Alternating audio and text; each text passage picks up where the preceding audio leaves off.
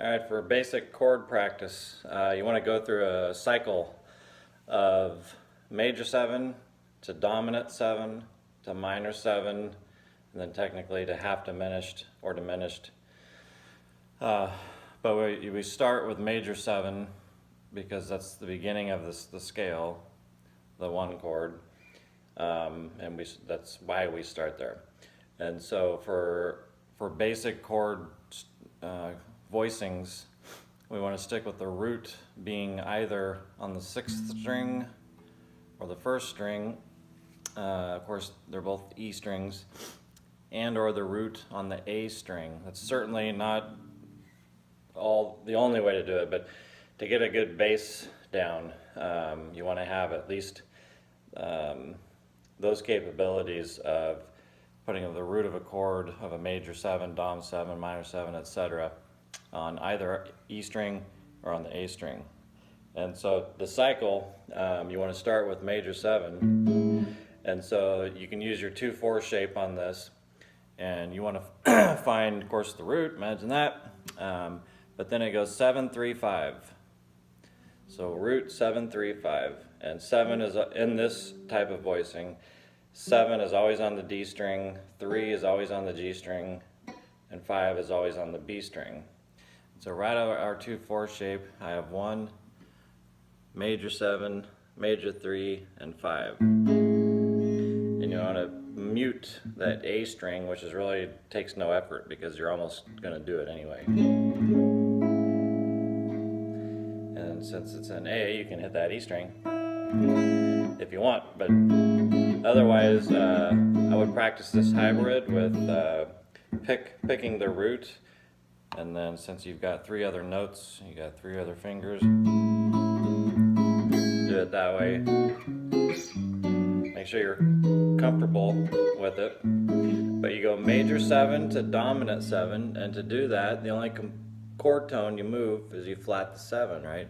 And so how do you voice it? Well, you can either do this, which is middle on the flat 7, pinky on the 3rd, and ring on the 5. Or most commonly, you're going to be barring. You don't want to bar too much, you're going to wear your finger out, but barring the root, the flat 7, and then you got your major 3rd and your 5 on top. I often just throw my ring finger on the 5 because it makes it a little easier for me.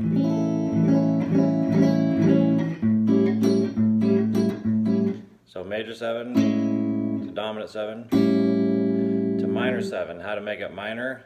At this point, all we have to do is flat the 3. You just let go of your middle finger. Of course, now you're barring everything except the A string. Now you have 1, flat 7, flat 3, 5.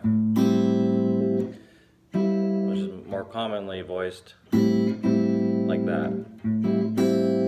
And so the progression is major 7, dominant 7, minor 7, all of the same root, but and all have the same 5 in those voicings. When you get to half diminished, you take a minor chord and you flat the 5.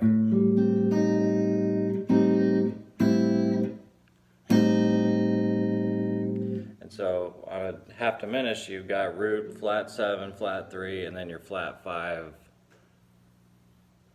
Everything being on the same fret as far as 1, 7, 3, and then the 5 on the fret behind. And so you want to practice it that way. Major 7, dominant 7, minor 7, half diminished, and ask yourself, what am I doing to this chord to go to the next chord? So from major 7, you're just flatting the 7 to get dominant 7. From dominant 7, you're just flatting the 3rd to get a minor 7. From a minor 7, you're just flatting the 5 to get a half diminished. Nothing more to it than that.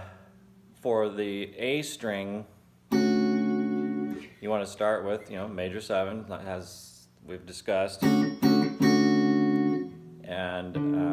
you've got 1, 5, 7, or major 7, and 3.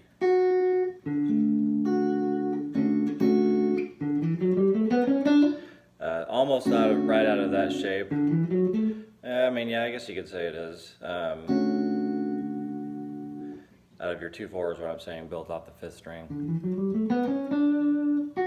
But that 3rd. So there's our major 7 for our building a chord off the A string. 1, 5, major 7, major 3. So 1 is on the A string, 5 is on the D string, 7 is on the G string, and 3 is on the B string. From there, we follow the same process. From a major 7, how do we get to a dominant 7? We flat the 7. And so a major 7 is right here. If we just let go of that, now we're barring. So from major 7 to dominant 7. And how do we go from dominant to minor? Because we already have a flat 7 in dominant. We flat the 3rd. And how do we go to a half diminish? We flat the 5. Then have to kind of revoice it. So major 7, dominant 7, minor 7, half diminished.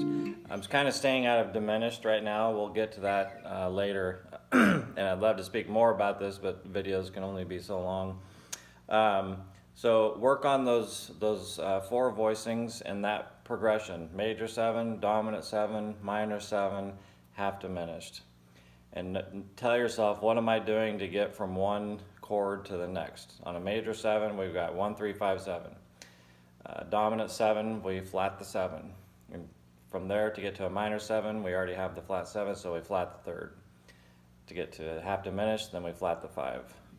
So again, drop the 6th string, major 7, dominant 7, minor 7, half diminished. From the A string, root on the A string, we got major 7, dominant 7, minor 7, half diminished. Putting the root on the 1st string. In that case, then we have root, I'll go back to A, root 5, 3, 7. The only thing that changes from building off the 6th string is where the root is, and then you just put it on the 1st string. So almost an easier voicing, and if you're in A, you can actually hit the A open string, and you get everything out of it. But from here, how do we get to a dominant 7? From a major 7, we flat the 7. How do we get to a minor 7? We flat the 3rd. And how do we get to half diminished? We flat the 5. And so work on those 4 chords and really be able to go from one to the other, knowing what am I flatting. Because in every case, after you start with a major 7 chord, you're flatting something to get to the next chord every single time. You're either flatting the 7, flatting the 3rd, or flatting the 5.